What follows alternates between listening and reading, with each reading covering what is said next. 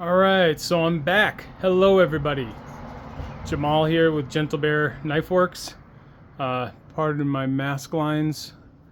I'm out here getting ready to do the stock removal process I talked about in one of my previous videos. So, made a couple of CuMai billets for custom orders, and about to show you the stock removal process. So, I'll flip my camera here. And so these are my billets that I welded and then forged out. And then these are some of my designs. I have some templates made so I can recreate things. This is one of my medium-sized kitchen knives. And so I have put some layout fluid, blue layout fluid onto the billet. And then you etch in around the templates. This one here is my shadow claw design. It's a knife with a finger ring. And about to show you the process here. So follow me, or come along with me, I should say. And I'll tell you, I don't have any editing capabilities or anything like that for these videos, so I apologize for flipping back and forth between the different camera views. I'm just using my phone to create this content. I'll try to do my best to set things up so that you can see what I'm actually doing instead of just looking at my ugly mug. And then we'll take it from there. So give me a second to get set up here. And again, like I said, no editing capabilities, so I apologize for this whole setup process, but here we go. So this is my portable bandsaw for metal cutting. I'm gonna get my tripod all set up here, and my shed is a wicked mess. I also don't have a nice workshop to work out of. I'm just kind of doing things the best I can. So this is what I have to work with. So this is what I'm using. And that's what I encourage folks to do, right? Just use what you got. You know, if you don't have any fancy tools, use a hacksaw. If you don't have a 2x72 grinder, use a filing jig. So this is the filing jig that I made for filing bevels when I first got started. It's basically just a metal rod. I made this little platform to attach the knife down here. And there's an eyelet for the rod to go through so that you can adjust your angle for your bevels. You attach the knife down here, and then you basically just file in your bevels. So I have gotten a little bit fancy, I guess, because I did get a 2x72 Ameribraid grinder. Most expensive tool I've ever bought, but well worth it. Thing is amazing, and I promote Ameribraid 100%. They have very quality tools, American-made tools, and easy to get a hold of. If you have any questions about any of their tools or anything like that, they're very willing and able to answer any questions you may have and work with you. So Ameribraid 100%, love them. You don't have to pay me Ameribraid because I appreciate what you do. So I am attaching my phone to a tripod using two separate, there we go. Hold on 1 second here. I'm sorry. I bought these little clamps. I don't have one up here, but I bought these little clamps, and so I'm just using two separate clamps to attach my phone to a tripod, so that you can actually see the process. So I'm about to use the portaband to cut out the knife shape. Maybe I can get a little bit of a better angle here and get a little closer in. It's probably about the best I'm gonna do. So I'll flip you back to me for a second, and I'm about to get started. So always use a respirator. I 100% stand by my respirator, and safety glasses. My eyes are like magnets, so if I don't wear glasses, it's inevitable for me to get something in my eye. Even if I'm just outside messing around, doing nothing at all, something will get in my eye. It's just the way things work. I don't know. Maybe I just have small eyelashes. I don't know what it is, but anyways, respirator, goggles, got to have your PPE, personal protective equipment. And here we go. I'm about to cut out these blades. And I don't think I attached my power to my shed yet. So I'm going to go run and do that real quick. I'll flip you back over to the bandsaw. I'll come in and get started. I'll be right back.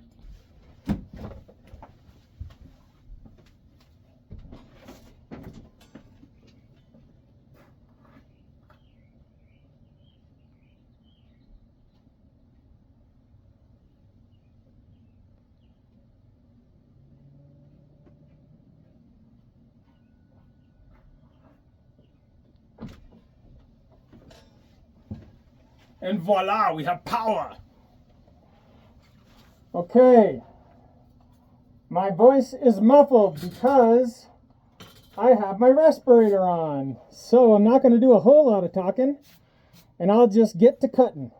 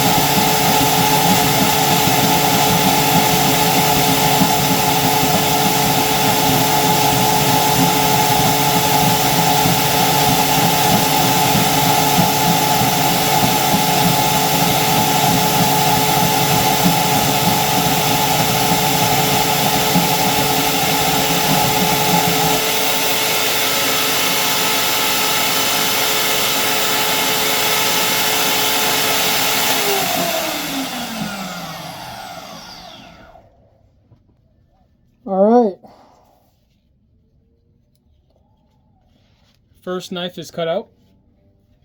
It's warm in here. I'm just out here working in my shed, and I don't have an air conditioner or anything like that in here. And I'm in New Mexico, so yeah, it's a little warm. But hopefully you can see, get some of that crud off of there. Hopefully you can see the two copper lines that are running through the center of this here billet. That is CuMai. So the fact that I'm not seeing any holes or anything like that, sometimes if you don't weld it properly, some of the copper leaks out and you'll see holes of the copper kind of in between some of the 1095 here. But the fact that I'm not seeing any of that is awesome. It tells me I welded it up nice. Things got forged and essentially brazed together very nicely. So we're looking pretty good. So I got my medium-sized kitchen knife cut out.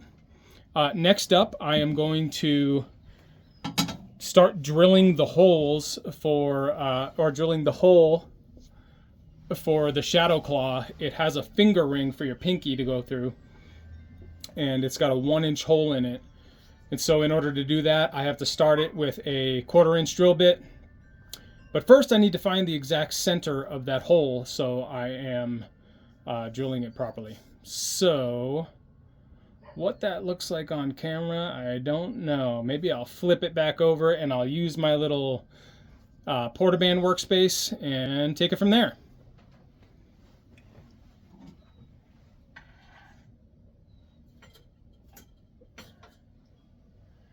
All right, so here is the shadow claw design, and here's where the finger ring goes.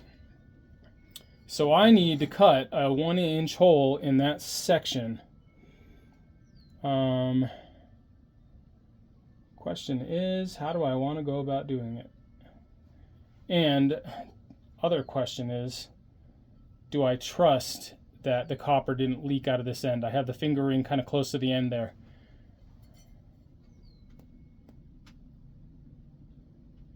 It's looking pretty good. I think I'm going to go for it and hope and pray that it's good. Maybe I'll cut that end off to start with and see what we're looking like.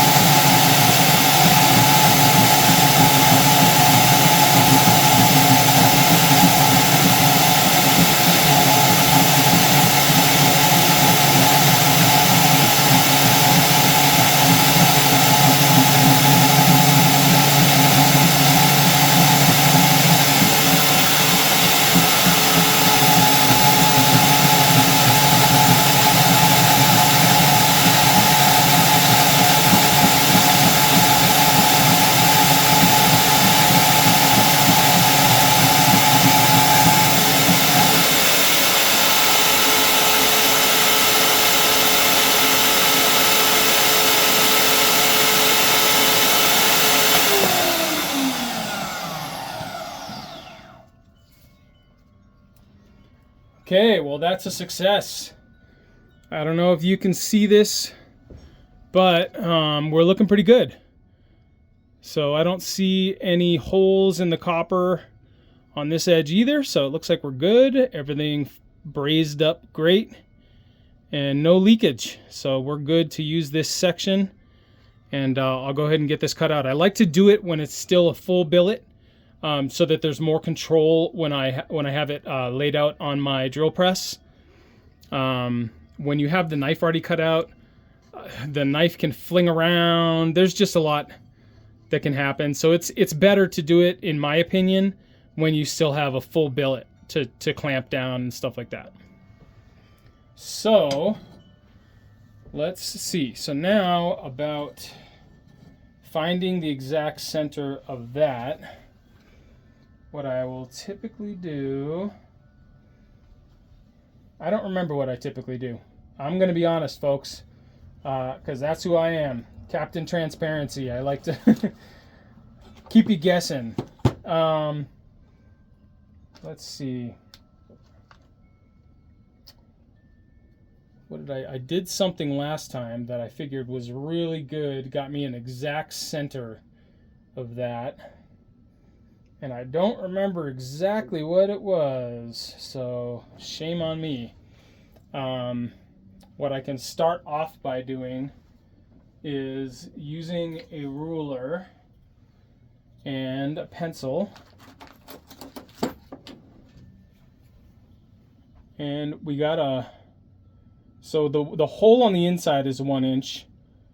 The steel, I think I kept at about 1/8 of an inch. It looks like it's a little bit more than 1/8 of an inch. We're looking at 1 5/16. So if we go to a, let's see, a 1/2 inch, 1/8, and then 1/32 will give me the center of that. That's pretty good for that edge, but let's see if it's like that the entire way around. Probably not. It's pretty close. So now I will go get my little mini compass. It is outside, and I'll be back in 2 seconds.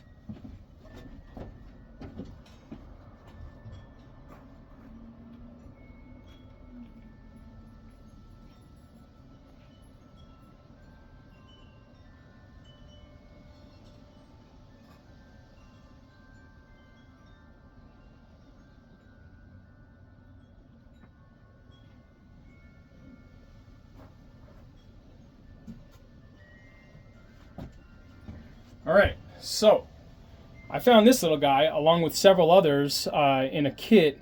It's a drafting kit, actually, at an estate sale. I do a lot of shopping at estate sales. You'd be amazed at the amount of things that you find. However, you just got to be very careful because they really like to jack up prices at estate sales. I'm sure a lot of you already know that, but if you don't know, now you know. So I put it on the little center mark that I just penciled in, and I'll just trace around the outside of this and see how close to the actual center we are. And it looks like we are looking pretty darn good. It might be just a little bit off this way. So, looks good, looks good, looks good, and looks good. We have found our center. So, I'll take this little guy and I'll make my little center mark. And that didn't work so great, so I am going to take my little scribe that I brought in here.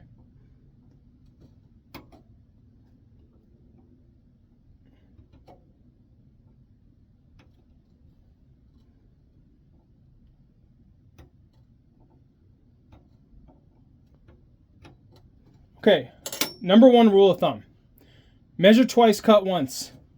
So let's measure again. Stick it back on the little center part that I found. See how we're looking. Good. Good. And good. We are looking pretty good, folks.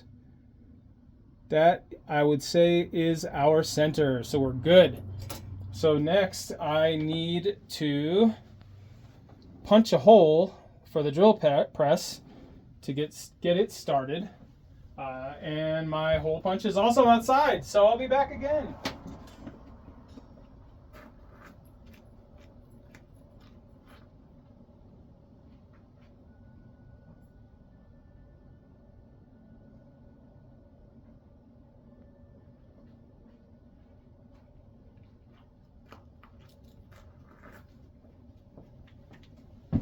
Now, I would love, love, love to have a dedicated shop to doing this, but the fact of the matter is that I do not. So, as you have already seen, I do a lot of running around because I have different workspaces set up in my yard, in my shed, all over the place. And I keep all my tools kind of everywhere. So I'm sorry, I am a little bit unorganized when it comes to this kind of stuff. Do as I say, not as I do. You don't have to do what I say either. I'm not your mama. I'm not your daddy. I'm your friend. Okay. Measuring again because you can never measure too many times. So it looks great. We have exact center. I'm going to punch this a couple more times. Make sure we got a really nice starter hole for the drill press. And we're looking good. So I've got my starter hole right in the center there. I'm going to start with the 1/4 inch hole. I'll move you over here to the drill press so you can see what I'm doing. Maybe right here looks pretty good. Again, I'm a mess. I've got stuff everywhere. But that's just how I work right now. Until I have a shop, a dedicated shop for knife making. That's just the way it's going to be. So, let me move some of this stuff out of the way. A buddy of mine, Bob, helped me build this little table here for my drill press. Pretty awesome. That way I can slide clamps into these little grooves and clamp things down, which I will do here in a minute. But first off, one thing I have found is that sometimes my drill press can be ever so slightly off. So, same buddy, Bob, who does a lot of woodwork, really great woodwork, by the way. I would tell you the name of his business, but I'm not sure if he wants me to disclose that or not. I will talk to him for future videos and see if he's okay with me disclosing that. But same buddy taught me this trick. Keep playing cards around because they work as great little shims. You can stack them up. You can do whatever you need to do, right? So I'm using a 3-2-1 block. If you don't know what that means, it means 3 inches by 2 inches by 1 inch. They are perfectly machine squared. They come in handy a lot. So that's what I'm going to use to drill out my initial hole. And I put that little card there because, like I said, sometimes this is a little bit off level. And other times it's not for whatever reason. But it looks like today it's a little bit off level. So you just kind of move it around until you got a perfect square. And it looks like right there is pretty much a perfect square. So, not that it matters too much for this initial hole, but I like to be as precise as I can for the most part when doing things. So, double check again. Now my little square here is touching the bottom of the drill bit and the top of the drill bit. I can't talk, so I know I'm square. So, good to go. I like to put on a glove to just hold this in place for the initial hole. And I also need to change this drill bit out because this is for my kydex. I keep different drill bits for different purposes. This one has a little pointy tip, so it's great for drilling out my kydex. This puppy here is what I use for drilling holes in steel.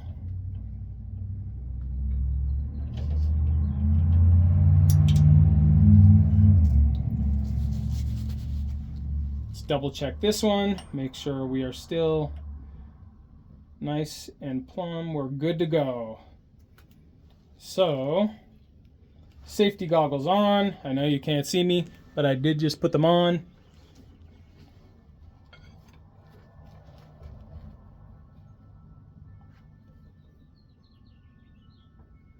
Line it up, and here we go.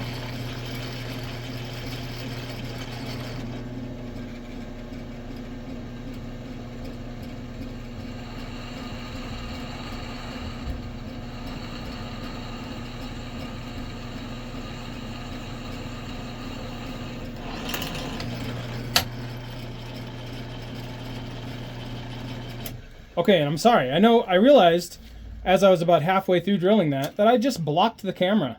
So, yeah, that was awesome. Gotta love blocking your viewers from seeing what you're doing.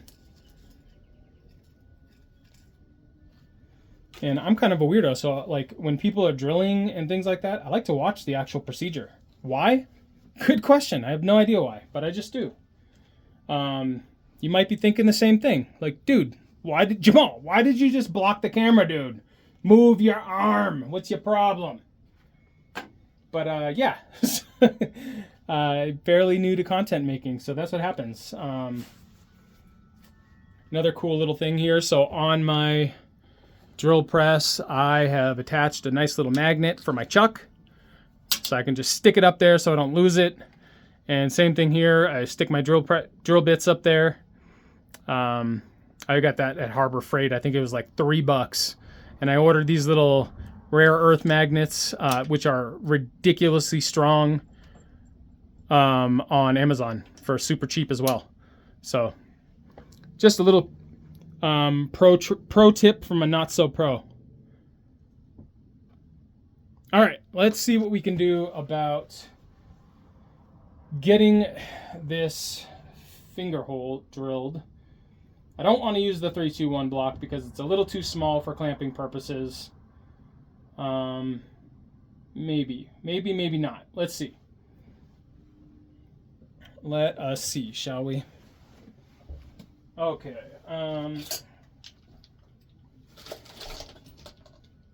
These are the fancy schmancy little clamps for these miter tracks. And they definitely work pretty freaking well. So let's see what we can do here. I will put that probably right there. Let us stick this up here. Which direction do I want to face it? Probably this direction. So it has more surface area on the 3-2-1 block to kind of sit on and to clamp. So stick that there. Put this here. Oh, I moved that, and I want to make sure that this goes down through the hole in the 3-2-1 block, and it does. So we're good there.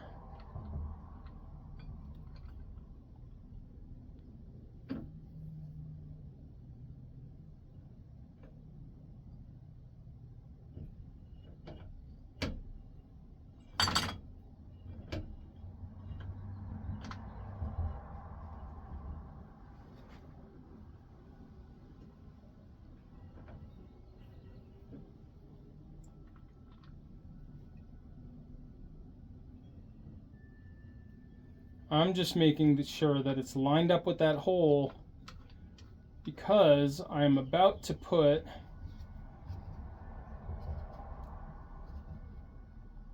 a 1-inch hole saw bit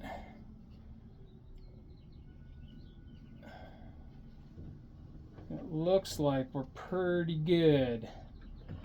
Lined up pretty good. The hole, it's going through that hole, going through there. We're good to go.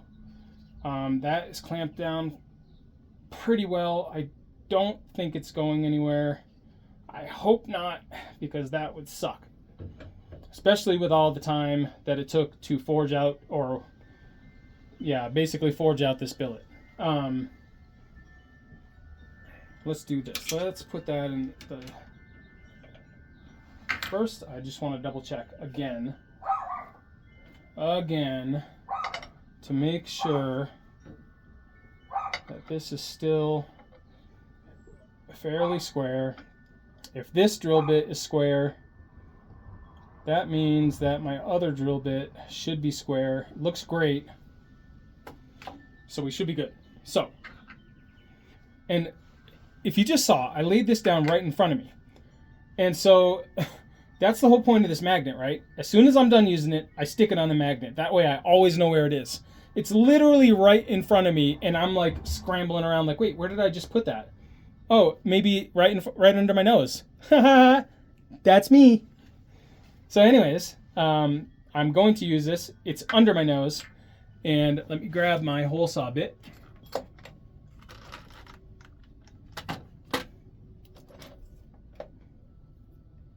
Yeah, so the first time I did this, I used this monstrosity.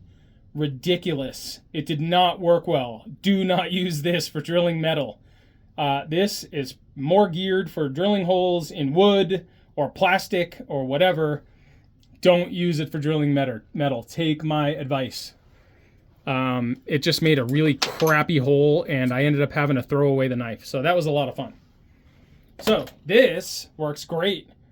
It's a hole saw bit. It's for metal, and it just works awesome. So under my nose.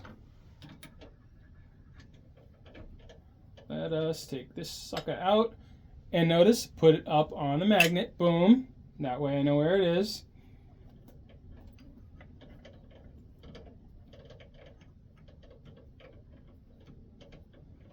La-di-da, da-di-da, dee-dee-dee-dee. Here we go, and make sure that's chucked up nice and well. Tighten it up, and once again, we'll check and make sure it's square.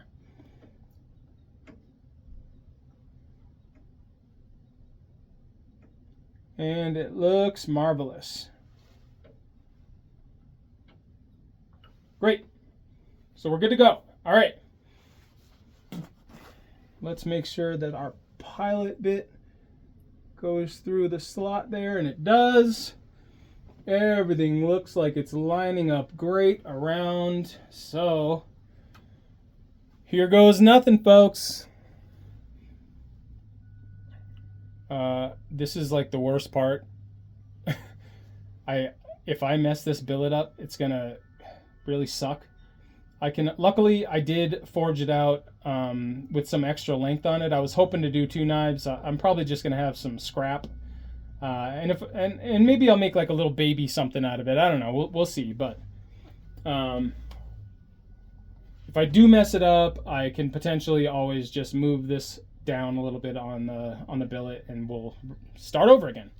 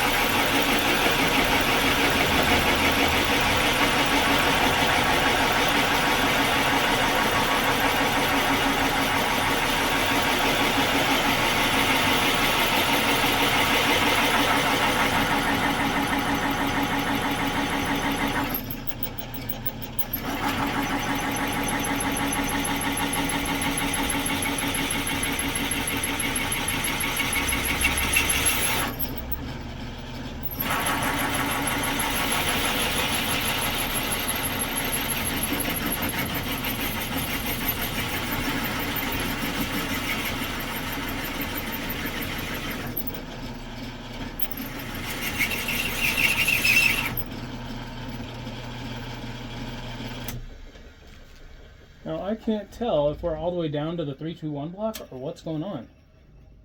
No, we are not. So keep cutting.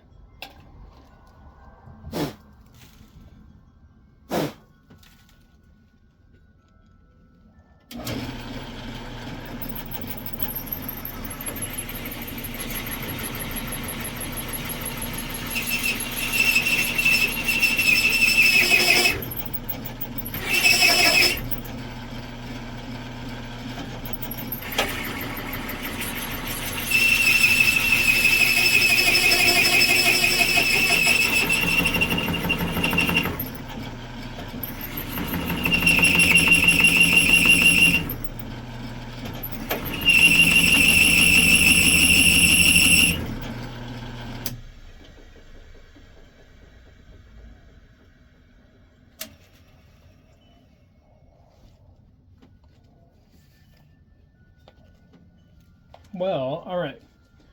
I think I'm through, but I didn't put any material underneath this to make sure that I go all the way through, which was a dumb mistake on my behalf. I know you are probably criticizing me if you do a lot of this type of work, but I'm sorry. I didn't mean to. I forgot. So we're going to have to line it back up, reclamp it, and continue to drill. See, we are pretty much through all the way, but I didn't put anything underneath it to go through. So it was hitting my 3-2-1 block, and I probably ruined it, which is fantastic, but that's okay. You know why? Because I'll buy another one. Which is stupid, but it is what it is. So, I need to find something that is perfectly straight and level to drill through, and I have a little block around here somewhere that I can use, but I don't know where it is. So instead, I will use a piece of plywood that I know is cut very level and straight. So, stick that there. Put this back on here. Good thing is that we are already cut pretty much all the way through and lined up very well. So all I really need to do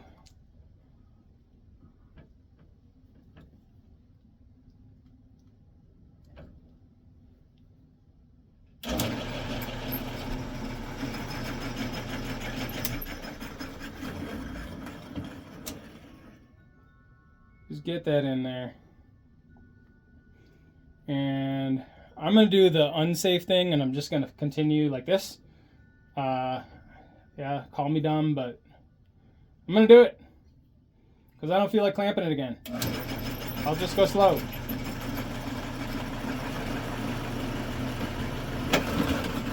And we're through. Yay! And I didn't lose a finger. That's awesome. Cool. So now you can see we have got our finger hole cut into the shadow claw. Yes, and I didn't ruin anything, including my digits, which is great. It looks like it lined up very nicely. I have a nice even finger ring around the outside. Now comes the cutout process. So again, I'll be cutting out the billet. Whew, it is warm in here. I am sweating.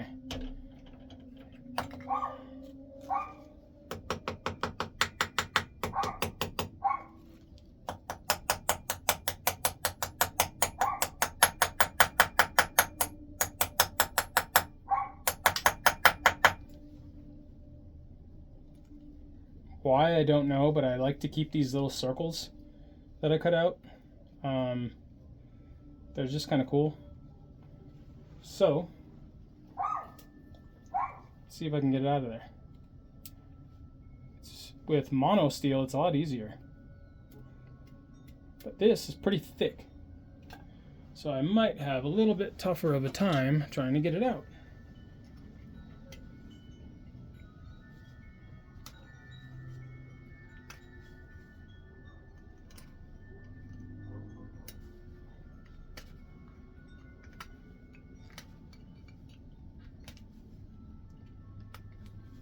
But little by little, I do see it moving. So it's coming out of there.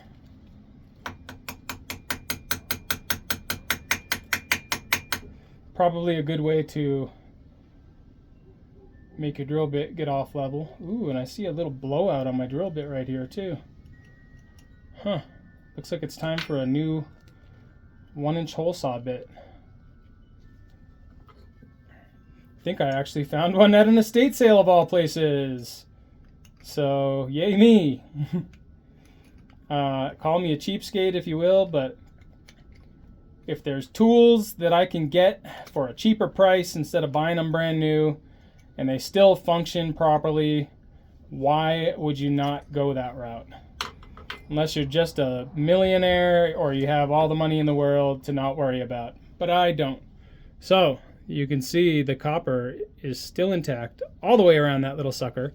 And it's just kind of cool. Who knows what I can use that for in the future? I'm a big advocate for holding on to things. Call me a pack rat. But you never know when little things like that come in handy. In fact, my wife probably does call me a pack rat. Maybe not a rat, but a pack something. Maybe I'm a pack bear. A gentle pack bear. I'm also a dork, if you can't tell. So yeah, there's that.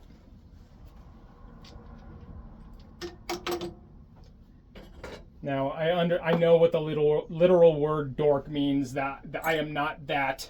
Thank you very much. But I'm a nerd, okay? And proud of it.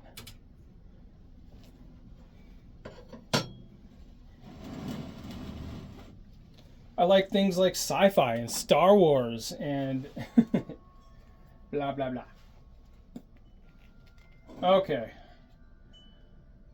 Now, to cut out my knife. Where do I start? Where do I start? I start by putting on my PPE. Got my glasses on, putting the respirator on. And it's about to get loud again. Let's make sure that we are lined up so you can see what's going on here. Come in a little closer. Okay.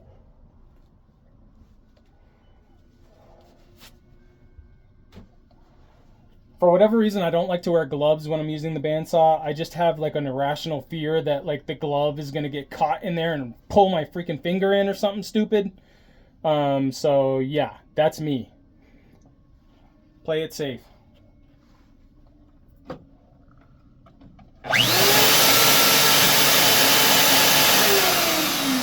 And maybe that's a rational fear, not irrational.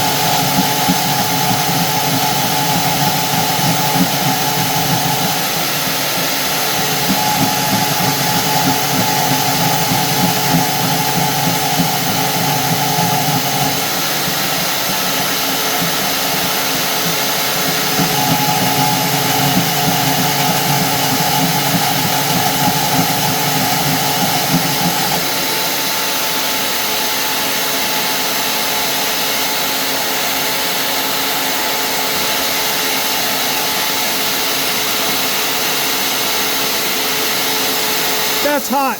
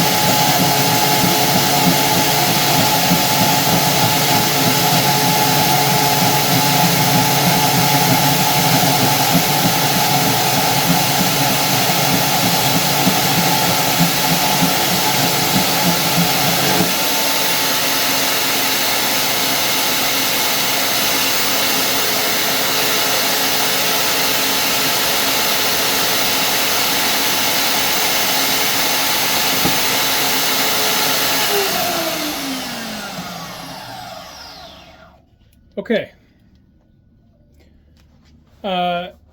Another tip. When you're using the metal cutting bandsaw, don't touch the little pieces that you cut off right away because they are very hot. This creates a lot of friction, folks. So you probably saw me just burn the tip of my finger a little bit. Luckily, I have built up very thick calluses. So I'm going to go dip this in water because this whole thing is getting really hot. But great news is that I'm not seeing any leak out in the steel as of yet. That is awesome. It's looking really good so far, and I'm super happy with it. I'll be right back. Let me go cool this sucker down so I don't do a dumb move again.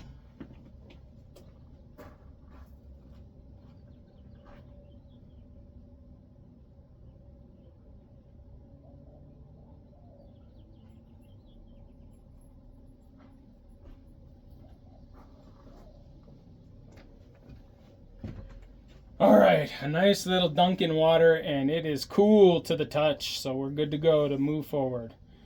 Let's just get some of the excess water off of here. These are cool now, so I can touch them.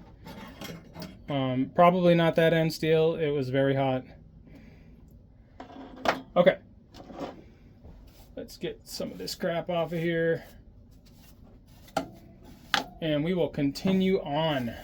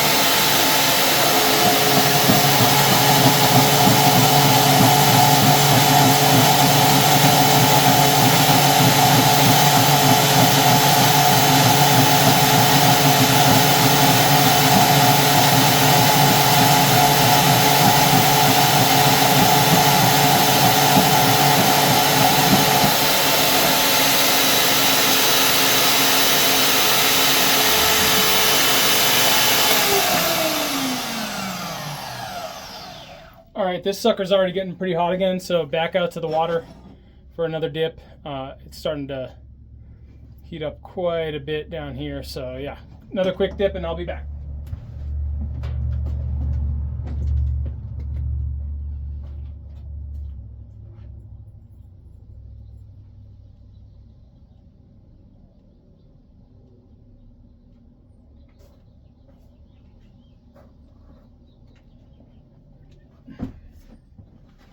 It's times like this I wish I had a pool so I could take a quick dip and cool down, because whoo, it's warm. Okay, this little piece is probably kind of hot, but I'm going to do it anyway, because that's what I do. Okay, continuing on. Now you might be asking, Jamal, why don't you just cut it all the way through and follow the line? Well, because when you're cutting with a metal bandsaw and you're cutting this thick of a piece of steel, you can't just follow lines. The blade is as you can see, it's like a 1/2 inch thick this way. So it doesn't really move much, and it's got a lot of tension under it. So you can't just kind of follow these lines like that. You got to do little pieces at a time, come in at different angles, and just make sure that you're getting close, but not too close to your scribe lines. The rest will be done with the grinder afterwards, and a 36 grit belt, get it down to shape, and then we'll drill some holes in the tang and get started on some bevels.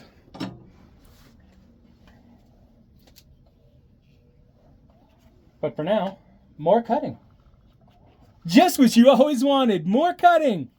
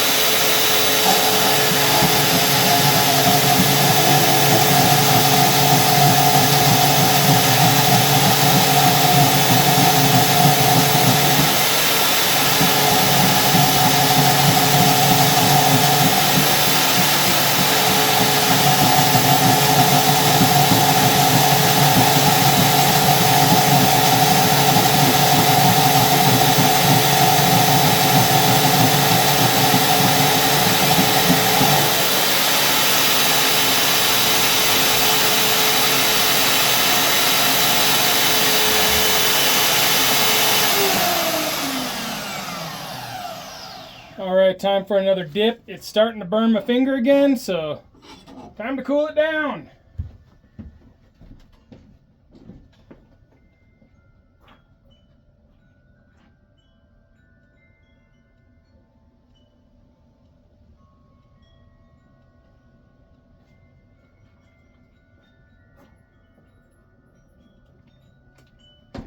You also might be asking yourself, why is it taking so long for this guy to cut this steel?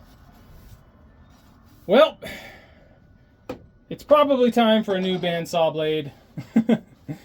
And that's why it's also getting very hot. But I only have that much left to cut out. I'm not going to change the blade. That's just ridiculous. So I'm going to continue on and cut the rest of this puppy out.